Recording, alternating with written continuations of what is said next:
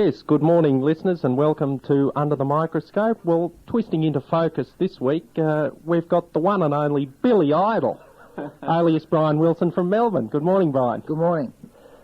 Brian, you're a Braybrook boy. Have you lived there all your life? Well, I am a Braybrook boy. No, I've lived there since I was, I think, 10 years of age, and, certainly been a good upbringing for myself.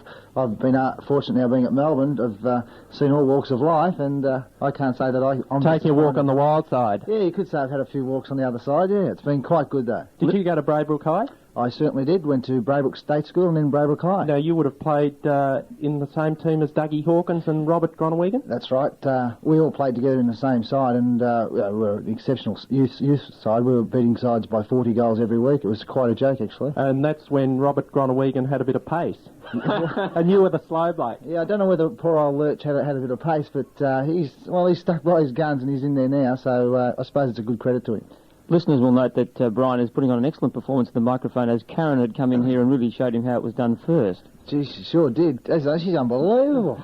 Actually, Brian, I don't suppose to be much future for you at Melbourne now, and perhaps I could talk to you after the show about coming down to St Kilda. We've got a very good junior development program down there, and the wives will get on very well too, and they like the gifts. They have a very positive attitude, so... And Trevor Barker, of course, is very friendly to everyone. Oh, isn't he? Close and personal friend of Julian and I. Well, I tell you what, I've been to 3 clubs, but after this morning, I think I could be on the way to the 4th club. She's certainly done a good job for me this morning. Yeah, well, Phil Cleary was outside having a bit of a chat with you, so it could be Coburg next year. You never know. Well, you started off at Footscray, Brian. Your first league game at 16 years old. Yes, I'll never forget that, actually. It was the first game. I just turned 16, and I'd been playing in the seconds for most of the year, and I was lucky enough to get promoted to the seniors, and on the bench, and I came at three-quarter time, and we're about a point down or something, and I've got the ball, and I was absolutely petrified. We got the ball out on the wing, and I've got it, and I've picked it up, and miskicked it, threw up after I kicked it. No, I swear that is the truth. Absolutely threw up everywhere. I was so scared. Miskicked it, went straight to Calvin Temple. He kicked the goal, and we were in front. It was unbelievable. Oh, really? Got a game the next week. You'd had an ordinary pizza the night before, obviously, too, Brian. Well, actually, a few Dim Sims, yeah, which tend to laminate around the bottom area. Yeah, you had a bit of a weight problem at Footscray, didn't you? Yeah, I did, actually. I was studying to do HSC, and, when I was sort of studying there, I tended to eat a little bit at night, and that really put the weight on. Yeah, but since when did you get self-conscious when you got the ball? This must be a first. What's that? I'm not really what's that one? Getting self-conscious when you get the ball. Well, I don't know whether I'm self-conscious, but no, I like to get the ball, and when I do get the ball, I certainly get rid of it, and once I get rid of it, I let everyone know. Yeah, you certainly don't throw up these days. You usually throw the ball up and twist it around on your finger and do that sort of thing. That goal you kicked last week, for example, was sensational. Yeah, well, actually, it was a sort of things that I'd like to do a bit more often, but in the past I've been canned for throwing the old fist in the air and giving guys a bit of a tap on the back, and it did affect me early. But look, I get excited, and when I get excited, I'm not worried whether Fred Nurk's in the crowd or 100,000 people in the crowd. Yeah. I like to show my feelings, and that is exactly what I do. Yeah. Well, Brian, obviously you believe that the footballer has an important function as a public entertainer. Yes, I believe that all footballers are public entertainers, as long as you don't go to the extreme, which we could talk about Jacko. I think that he went too far, but people are public entertainers, and that's the way you should. A lot of families go and pay $30-odd just to go and watch a league game. I mean, it's very expensive, and they want to see a bit of enjoyment. And if they can see a player out there enjoying himself and giving something to the public, all the better. Yeah, but not giving anything to his teammates, Brian, because you've been known not to give a hand pass. And when you're at full forward, you'd like to have a shot at goal when you got within 100 metres of the sticks. No, look, I had a chat to Peter McKenna, and he told me if you can have a shot, son, kick it, don't handball. So, if I'm within range, and I think that 99.9% of the time I am, then I'll have a shot. Yeah, there was some story those lines were painted on the ground for you. So that you knew when you were beyond the 50-yard line to have the ping. Well, even then I'd toss up whether I'm going to still have a ping. Geez, you could have a ping. Okay, let's go back into history a bit. Brian, you obviously had a few problems at Footscray with consistency. Is that right? No, that's not right. It's totally wrong. No, I was only 16, and I thought I was progressing, very, very well. I'd played 4 games at 16, 7 games at 17, and was runner-up in the seconds equivalent to the Brownlow medal. Lost it by 1 vote at 17. So I thought I was progressing, really well. Unfortunately, a bloke named Royce Hart didn't think so. Now, you wore number 40, which was made famous by another friend of the Coodabeens champions, Robert McGee. Yeah, that's right, Bones. Yeah, great guy. So he went on to another club and became a champion too. So maybe, who's got number 40 at Footscray now? Well, better check with Tony on that. Yes. Yeah, I'm not sure, but he's set for a brilliant future at another club. Yeah, too. and from memory, I've watched on the second Sunday, and he's got a bit of a bottom like mine, so he could go a long way.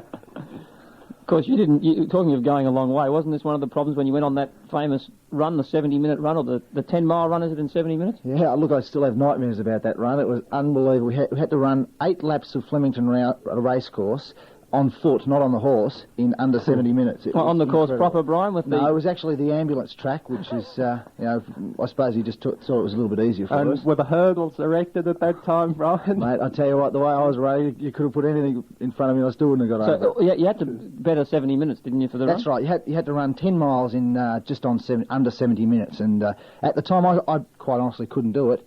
But I went and busted my boiler over the summer, and I actually did over the summer and came back ready to go, and they said no. See you later. What was your time? Were they using a sundial or something on you, really? Or? Mate, I think they could have used a day dial the way I was going. Yeah, Brian, you crossed to Melbourne, which was your third club.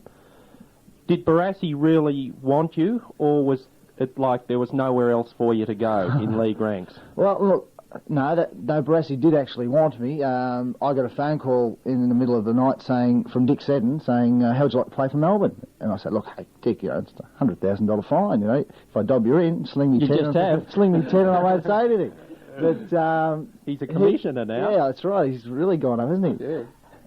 So he said, no, we've signed the deal, everything's sweet. So I said, after I picked myself off the floor and Karen gave me a hand, I said, okay, well, we better start at Melbourne, and away we went. So that's basically what happened. Melbourne had a few guys from North Melbourne, myself, Stephen Ick, and Alan Jarrett that they wanted, and they went out and paid the money, and North Melbourne said, thank you very much, I'll buy 2 lovely little Jimmy Cracker and Phil Cracker with it. Yeah, now what happened, I think in the early 80s, Melbourne was after some other big names too, notably Wayne Johnston, Trevor Barker, Simon Madden.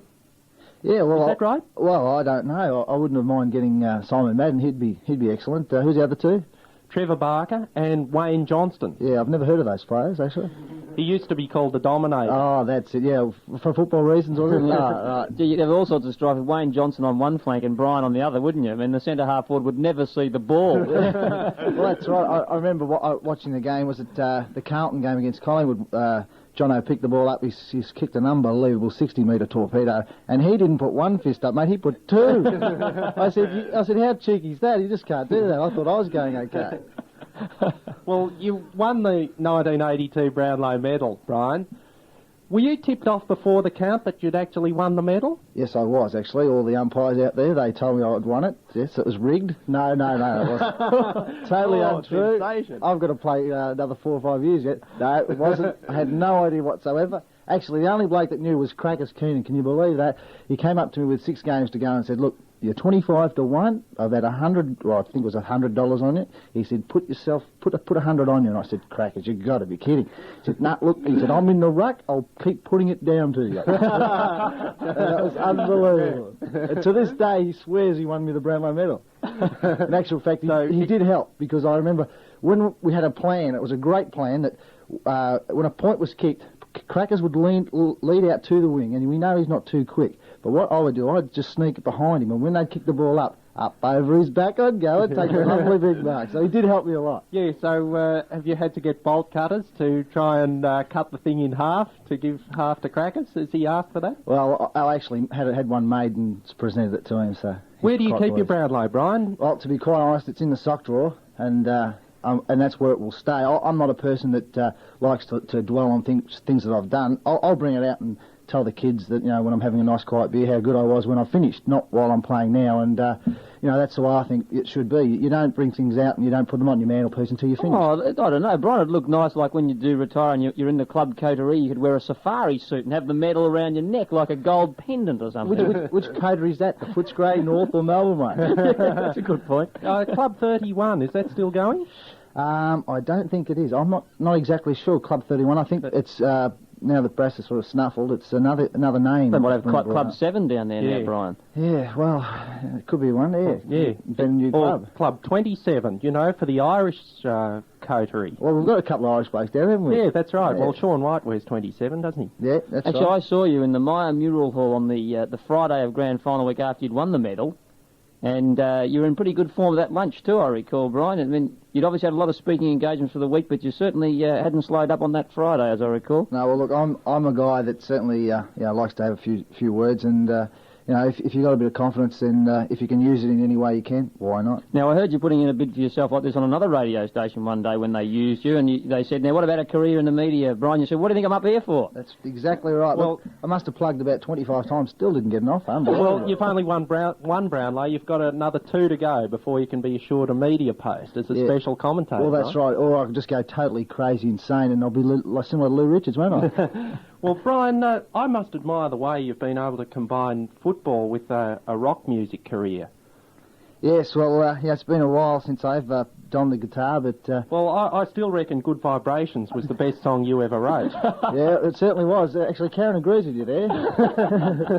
Well, why did you disband the Beach Boys after a tremendous career and take up football on the rebound? Well, I had to take something up seriously, so I thought football, the hardest game in the world, I might as well have a go at that. Hey, Brian, you're not playing today, are you? No, I've injured my groin, actually. Yeah, have you? I thought I'd keep it up on top. I'm getting actually very worried now. It's starting to go down below, and once you get a few injuries down there, you've got to start looking after your future. Is that from too much running around that ambulance track at Flemington, is it? I'm totally putting it onto that, and I'll have a lawsuit out to Royce Hart very quickly. Brian, thanks very much for coming under the microscope this morning. We look forward to having you on the panel a bit later on. It's been a pleasure. Thank you very much. Thank you.